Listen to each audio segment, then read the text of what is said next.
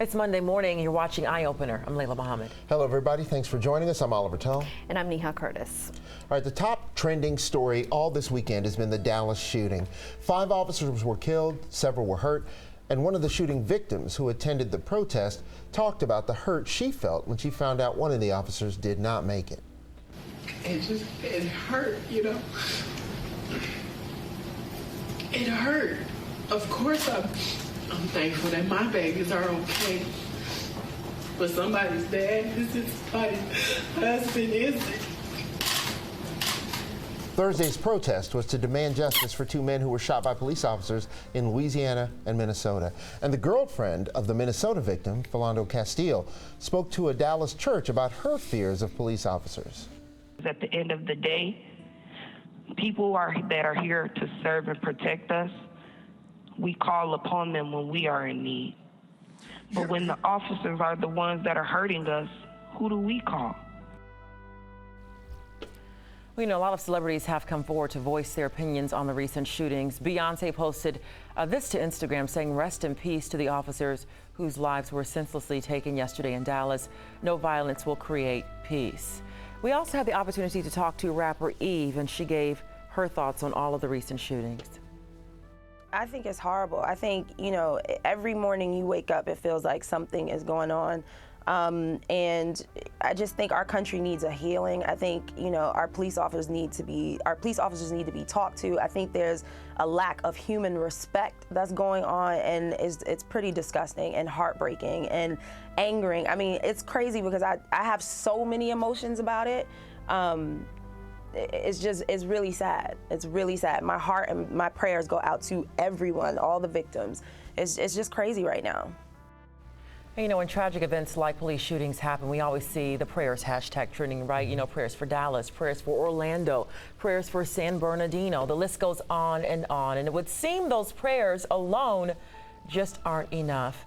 We're joined live with Reverend Dr. G Cazares-Thomas, the senior pastor of Cathedral of Hope United Church of Christ in Dallas. And I want to ask this question: are those prayers enough?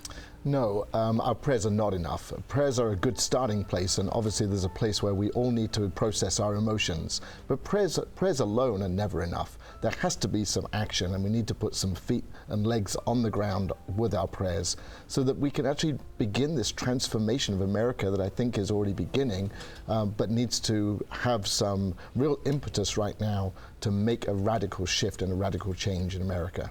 We have to point out your church is in Dallas. It is. It's right here in Dallas. So when all of this unfolded, take me through your thoughts. What was going through your mind in the last several days? Well, I'd literally just got back from a conference in Canada, actually on Thursday evening, and just taken a nap. When I woke up, I saw what was going on in downtown Dallas, and immediately got on conference calls with some of our community leaders to figure out how we're going to respond to all of this. And you know, we were talking about how this whole mess is really an intersection of so many different communities who feel so disenfranchised right at this very moment. The overreach of law enforcement, that, you know, law enforcement do an amazing job here in Dallas, but there are officers who overreach their responsibilities and take their uniforms you know, to an 8th degree, where they think that they have the license to kill. And you know, we can't ignore privilege, we can't ignore racism, we can't ignore all of the isms that are just bubbling there, that many of our politicians and some of our church leaders have given permission now to be spoken out loud in such ways that it's giving people permission to kill.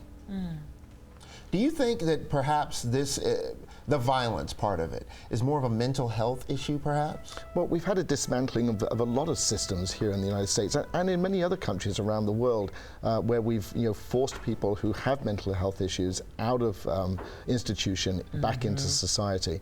And, you know, with PTSD and with all of these new emerging understandings of what mental illness looks like, and the way that people get manipulated through rhetoric.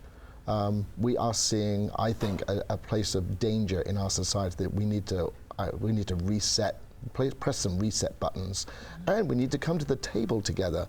We live in such a binary world right now, male and female, straight and gay, black and white, so binary that we have got to get to the table somehow and have conversations and understand privilege. I think if we can get to understand privilege, As a white man, I understand privilege. Once I understand it, I can't ignore it anymore. I can lie about it if I want to, but I know that it exists. And we have to talk about privilege in such a way that whilst many of us in our country are being successful, there is a whole class and predominantly people of color who are being left behind, and that is not acceptable. We have about 45 seconds left. I want to ask you, I saw all the faith leaders come together for that beautiful prayer service after the shootings. It literally brought me to tears. What more can our religious leaders do from all different religions to make a difference? Folks usually respect their religious leaders, no matter your walk of life. What can we do as a whole? Well, first of all, I think religious leaders need to get together, but I also think the religious leaders need to stop using their pulpits as bully pulpits and toxic theology.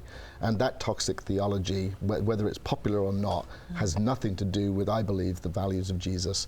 And I think that we need to start talking about these values of love, kindness, compassion, and not hatred. And I think if we could begin there, we would make a big change here in the United States. All right, Reverend Dr. G Cazares-Thomas, thank you so much for coming in and sharing your perspective this morning. We appreciate it. Thank you so much.